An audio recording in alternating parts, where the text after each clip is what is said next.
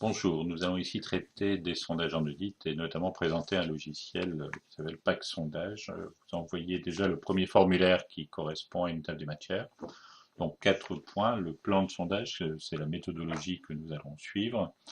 Le sondage sur le contrôle interne, c'est pour les éléments de procédure. Donc a priori, on ne tient pas compte des montants.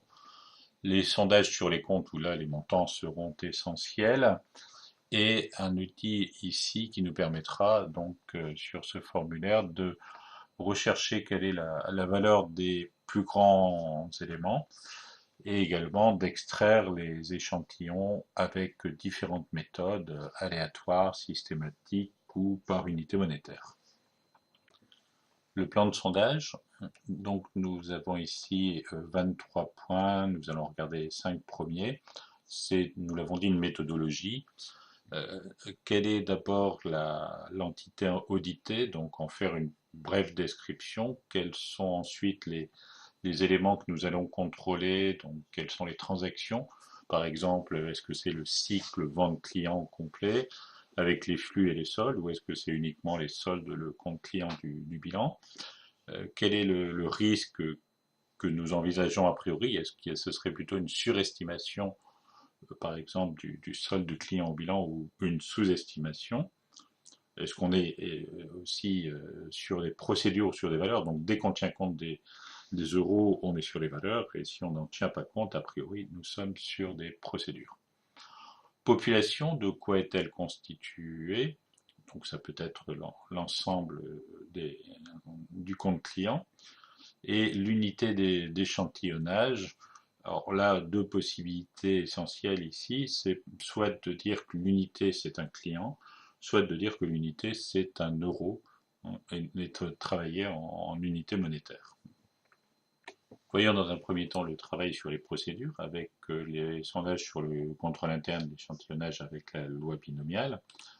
Donc ici, nous partons d'un degré de confiance, mettons de 80%, d'un taux d'erreur maximum acceptable, mettons de 6%, pas d'erreur attendue. Le calcul de la taille de l'échantillon nous donne 27.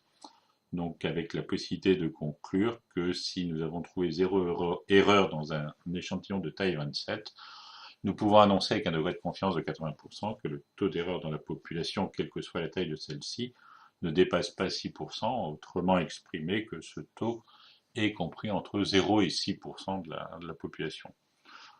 Nous pouvons également dire que le risque d'avoir un taux d'erreur supérieur à 6% est alors de 20%, c'est-à-dire le risque d'échantillonnage ici, le complément à 100% par rapport au degré de confiance. Donc si nous nous mettions à 90% ici, nous aurions une taille plus grande de 38. Et si nous étions moins généreux en taux d'erreur acceptable, par exemple 3%, nous aurions une taille d'échantillon de 76. À 4%, nous serions à 57. Alors, si la taille d'échantillon ici nous paraît éventuellement un peu importante, il faut se poser la question de la taille de la population, que nous n'avons pas introduite ici pour l'instant, puisque dans la binomiale, elle ne rentre pas en ligne de compte. Mais si la population est petite, nous pouvons à ce moment-là basculer sur l'hypergéométrique, la loi hypergéométrique, et pour une population de 300 par exemple, nous aurions 51 individus à prélever au lieu de 57. Le gain n'est pas extraordinaire, mais si la population par exemple n'était que de 150, à ce moment-là nous serions à 47, quand même 10 individus de moins que dans le cas de la binomiale. Et pour 100 individus, nous serions ici à 43. La différence entre l'hypergéométrique et la binomiale, c'est que l'hypergéométrique considère qu'il n'y a pas de remise de l'individu tiré dans la population, alors que dans la binomiale, il y a systématiquement remise. Nous allons voir ici le sondage sur les comptes.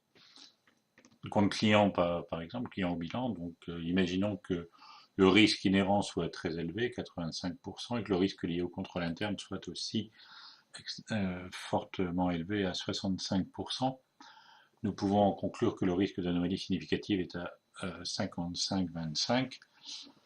Imaginons que nous n'ayons pas d'autres contrôles qui viennent nous permettre d'acquérir de la confiance. Nous n'avons même pas prélevé les plus gros comptes clients, par exemple.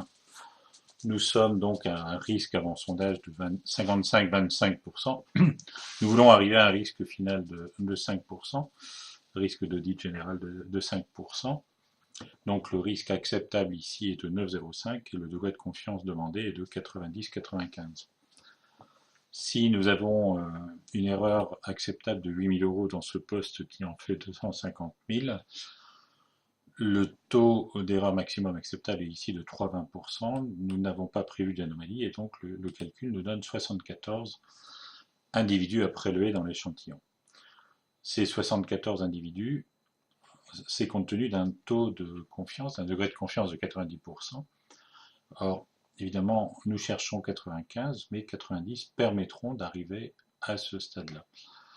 Autre façon de présenter les choses, la taille de l'échantillon qu'il aurait fallu prendre avec un degré de confiance de 95% était de 93, mais nous avions déjà acquis 44-75% de confiance avant sondage. Donc la taille de l'échantillon correspondant à cette confiance déjà acquise est de 19.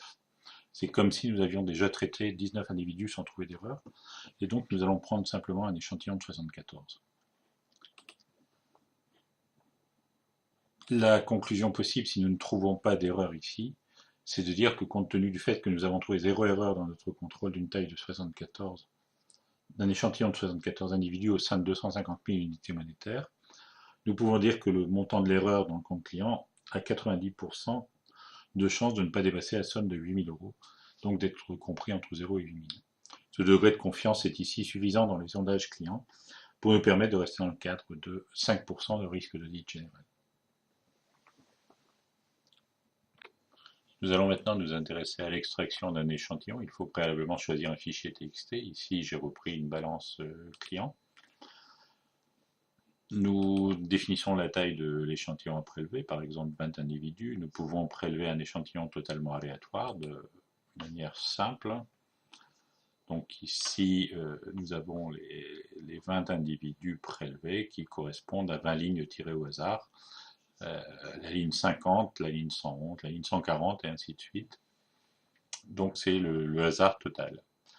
Nous pouvons faire la même chose en ligne paire géométrique en considérant qu'il n'y aura pas de remise de la ligne tirée, donc c'est-à-dire qu'ici nous ne trouverons pas de doublons dans les numéros de ligne. Nous pouvons également faire une extraction aléatoire par intervalle de lignes. Donc par exemple pour 581 individus divisé par 20 individus dans l'échantillon prélevé, nous avons un intervalle ou un pas de 34. Le premier individu, la première ligne ici, est prélevé au hasard entre 1 et 34. Nous avons par exemple 28 pour la première ligne. Nous ajoutons 34, nous arrivons à 62. Nous ajoutons 34, nous arrivons à la ligne 96 et ainsi de suite. Nous pouvons également traiter les n plus grands. Donc pour traiter les n plus grands, il faut choisir par exemple les soldes débiteurs ici de la balance, dire combien nous voulons de plus grands, par exemple 15, et faire le classement des 15 plus grands de cette manière-là. Donc ici sont repris les montants individuels, les pourcentages individuels, les montants cumulés ligne à ligne et les pourcentages cumulés. Nous observons ici par exemple que les 10 plus grands représentent à eux seuls 73% de la population. Nous pouvons maintenant nous intéresser également aux unités monétaires, donc en définissant, je ne sais pas, par exemple, que nous avons besoin de 60 unités monétaires, un échantillon de taille 60, nous allons le prélever dans les comptes clients, dans les soldes débiteurs. Voilà. Donc la valeur totale de la population de ces comptes soldes débiteurs est de 4 630 000, la valeur de l'échantillon 3 843 000. Avec 60 individus prélevés ici, nous avons donc cette valeur de l'échantillon 3 843 000 qui représente 83% de la valeur de la population. Et vous observerez ici que le nombre de dossiers à traiter n'est que de 19 pour un échantillon de 60 individus. Cela s'explique par le fait que des unités monétaires tirées au hasard peuvent tomber plusieurs fois dans le même individu, le même compte client. Si je demande dans un compte client, si je demande l'unité 4 055 000, 3 932 000, 3 532 000, toutes ces unités monétaires sont comprises chez un seul et même client que nous allons contrôler évidemment une seule fois.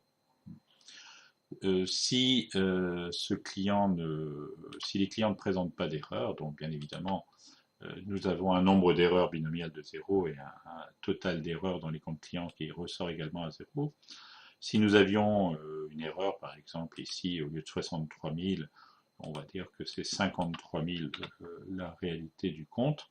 À ce moment-là, nous allons avoir 10 000 d'erreurs, mais ces 10 000 d'erreurs qu'il faudra bien entendu traiter en valeur, ces 10 000 d'erreurs n'ont pas généré d'erreurs au sens du test, puisque les 21 000 qu'il nous fallait contrôler, 21 897 ici, sont bien compris dans les 53 000 et donc existent bien, il n'y a pas de surévaluation à ce niveau-là.